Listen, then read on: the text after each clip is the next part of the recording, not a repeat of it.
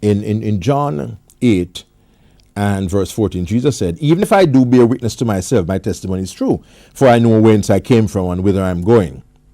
Verse 15, you judge according to the flesh, I judge no one. Yet even if I do judge, my judgment is true, for it is not I alone that judge, but I and he who sent me.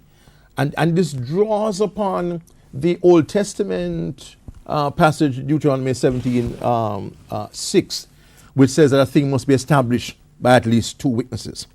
Here Jesus says, it is not I alone. In your law it is written that the testimony of two men is true. I bear witness to myself, and the Father who sent me bears witness to me.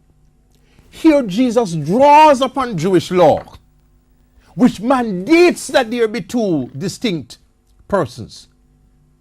Did he deceive?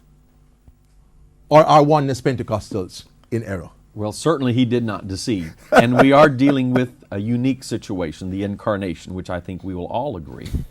And even the Trinitarians or Binitarians have to be cautious here because they don't want to make the Father and the Son separate like two human persons. So we're all dealing with analogy and we're all wrestling with a unique situation that we've got to be very careful lest we overstate our own case. Right.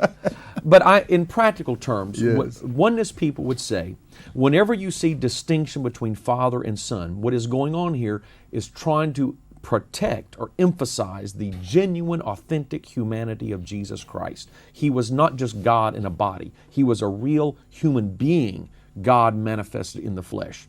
And I think if we can paraphrase what's going on here, the people that looked at him that day, they just saw him as a man. And if he were to say, I am the Messiah, I am the Son of God, the Savior of the world, they would have easily written him off. If he would have said, I am Jehovah, I am, which the Trinitarians would agree with that statement, but if he would have simply said, I am God, I am your Jehovah, they would have said, nonsense. We know that God is an invisible spirit. There's no way you can be that. So what he was trying to say, through my own works, watch me do miracles. Watch me raise the dead. Watch me forgive sin. Who can forgive sin but God only?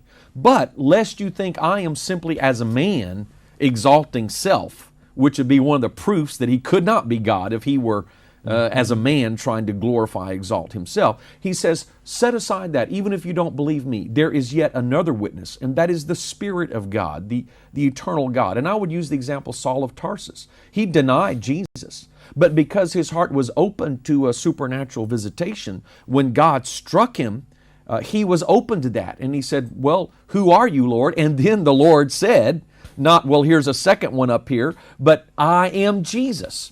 So I guess what I'm saying is the two witnesses would be God coming in the flesh. As a man, Jesus could attest to his true identity. But that alone would have not been convincing. But God, separate apart from the incarnation, could also attest to the reality of Jesus and the incarnation, as we see in Acts chapter 9. But when it's all said and done, even that witness comes back. I am Jesus whom you are persecuting. And so the two witnesses become the two manifestations, God in the incarnation and God transcending the incarnation. In both dimensions, God will bring people to the knowledge of Jesus Christ.